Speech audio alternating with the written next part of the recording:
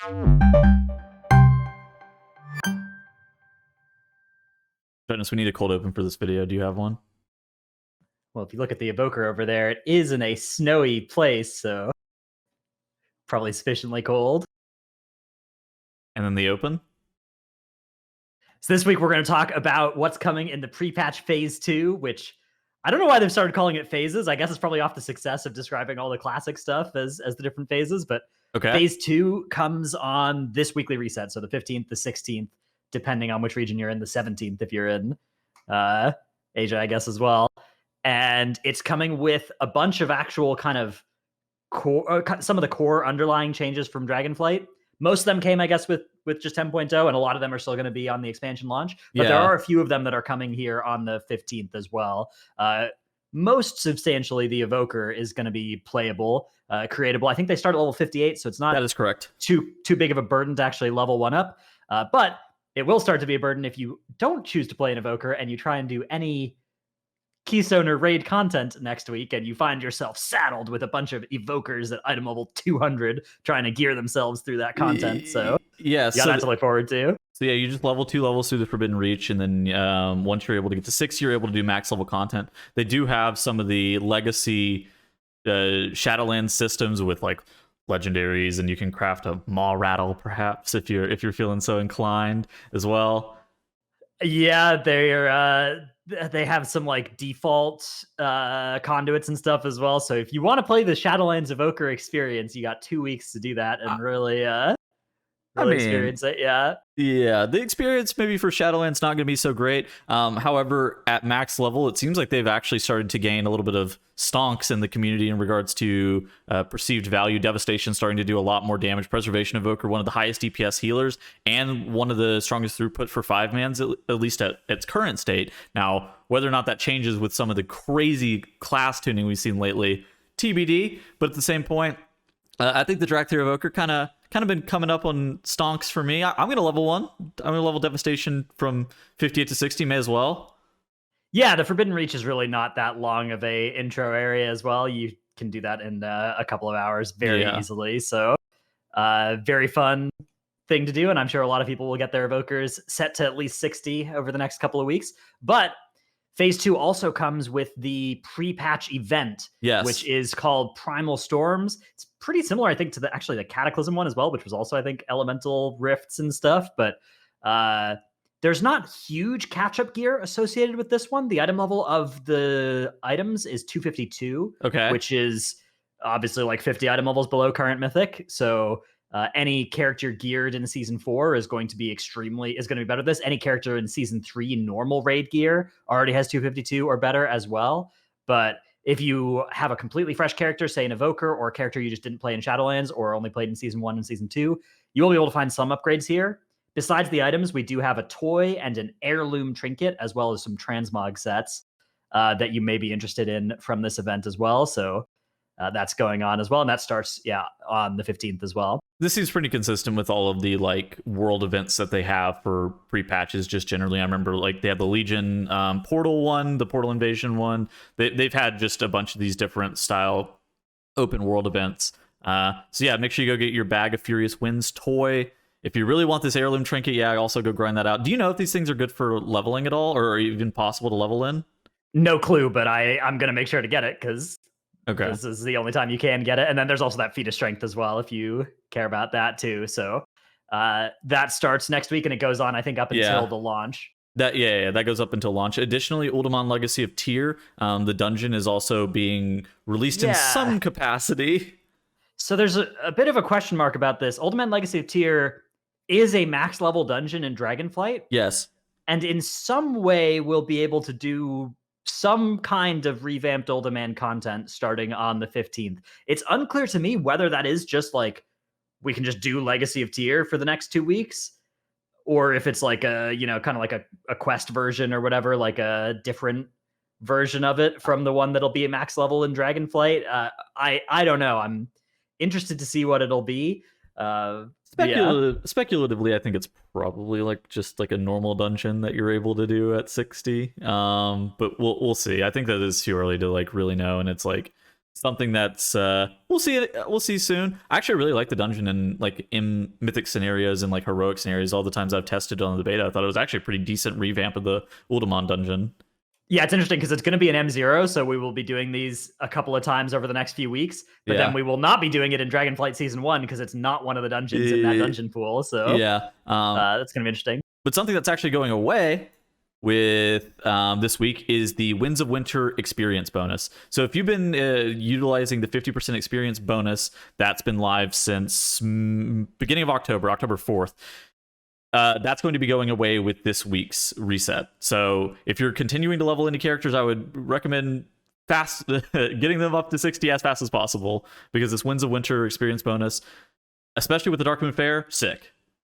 Yeah, so my understanding is when this change happens on the 15th as well, Shadowlands is going to shift to being like one of the Chromie Time expansions, and you can decide whether or not to do it, rather than having it be like 1 to 50 is Chromie Time and Shadowlands is 50 to 60. So my understanding is that actually level 50 to 60 should be a little bit faster, even when taking account the winds going away. But level 1 to 50 will be a little bit slower. It'll still be fine to level, like leveling a new character from 1 to 60 starting next week, of course, will be fine as well. But I think what the like turbo min-maxing strategy is in terms of your time is like level from 1 to 50 now, and then level from 50 to 60 next week, or once the shift comes around here. Yeah, once this phase 2 hits. Have you been leveling any characters?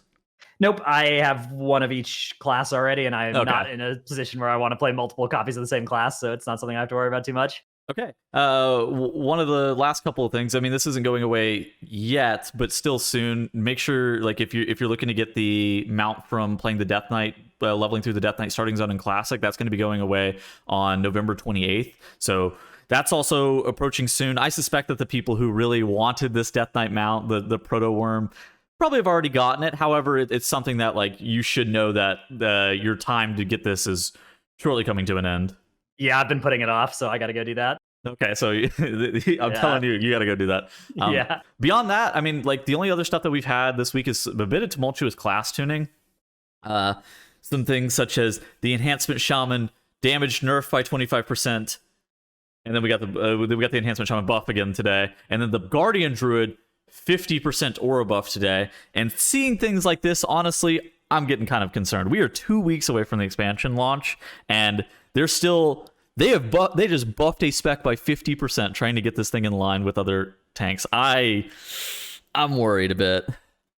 Yeah, I mean, the best time to do this buff was several months ago, sure, but the game is still not live yet. You know, this is I think it's not something to like this is the kind of thing where, yeah, if this happens after it comes out, then that's very bad. But well, I guess it's not even very bad. It's still better than not doing it, which they sometimes do when there's something that needs it.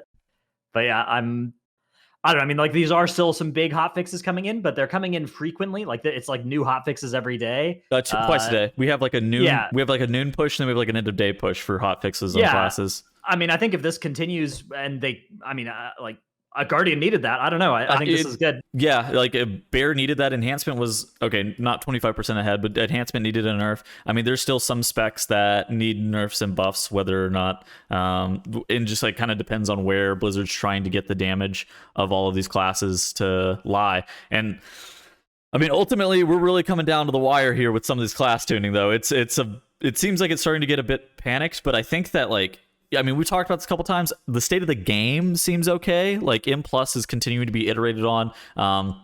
After the HP change that we talked about last week, they needed to re-nerf a bunch of the dungeons to make sure things weren't one-shotting, so that healers could kind of keep up with the amount of damage that was output. I mean, the dungeons are feeling fine overall. I mean, there's some tuning stuff that has to happen with them. The classes are the big thing that a lot of people are kind of looking at, being like, oh god, are these ready? Yeah, I mean, I think that the set of dungeon changes were good. Yeah. The set of class changes here are good. Yeah. It's an interesting kind of pattern we have where people will hold up a sweeping but good change and be like, see, this is evidence that the game is not ready because they had to do this. But I don't know. I mean, I think good, big, sweeping changes are exactly what we should be hoping to see. And that's exactly like that. I don't think that's evidence that the game is not ready. I think it's evidence the game wouldn't have been ready if they hadn't done that. It's a bit concerning on my end though, because like the fact that they're still doing such heavy sweeping changes so close to expansion launch is a little bit of cause of concern. However, I do agree though that like if they didn't do them, that would be even more worrisome. I mean, the time to do like what percent buff should lightning bolt get or nerf should lightning bolt get, like that's got to be the last thing you do. You can't just lock that in before changing how all the talents work and how all the set bonus work. Like this has to be the last step in the process. And yeah, I mean, I think this is maybe not normal, but good, and it would be a good new normal. It's much better than what they did with the Shadowlands balance passes IMO. I would be interested to see if they're hitting like I wonder what they're really going to do with like the tuning passes on the classes after the expansion comes out too, because of how they changed the cadence of like the expansion launch. So not only has like the pre-patch cadence been a little bit different this time, but like the expansion launch cadence with like heroic and mythic releasing on the same week, and same with M plus coming out. Normally that heroic week has been used as like a tuning mechanism, not only just for like the raid bosses themselves, but also for a lot of classes, whether or not they're getting aura buffs or nerfs, just by a couple percent normally. But now we're not going to have that. Is Blizzard going to like more aggressively look to tune stuff after all of the content has been released? Like I'm really interested to see what's going on with that, because like it seems like tuning is one of the biggest things that's kind of out of whack still, where you have some specs doing 40% more damage than other ones in some situations. Yeah, I mean, in principle that shouldn't be that hard to solve in a short amount of time. Like it's a lot of work, right? But like, are you talking about the same Blizzard as me?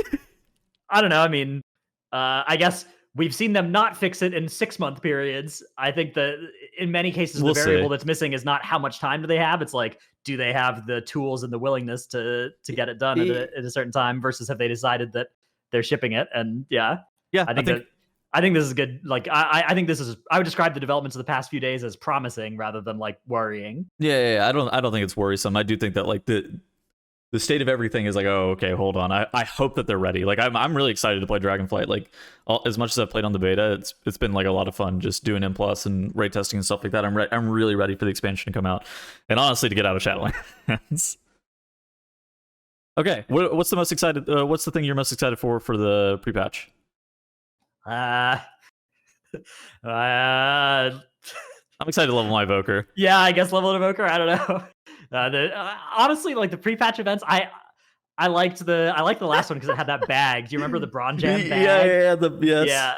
Yeah. I remember having a ping every like 3 hours and 20 minutes when he spawned or whatever. There's like bag time. Oh, Blizzard, please give us another bag, another 34 slot. Yeah, 34 slot bag. I need it so much. Yeah, I don't think this has anything like that though, so unlucky. Okay. I hope you guys all have a great rest of your day. I hope you guys all have a great rest of your week. We'll be back next week, probably starting to talk about what you should expect and what you should be looking forward to do the first week of Dragonflight. I think that's what we're going to aim to do, and talk about like professions, leveling, M0 stuff, like what you really should be looking to do once you do reach that max level. So yeah, make sure you stay tuned for that video. Any final words? Bye. All right. Adios. Goodbye.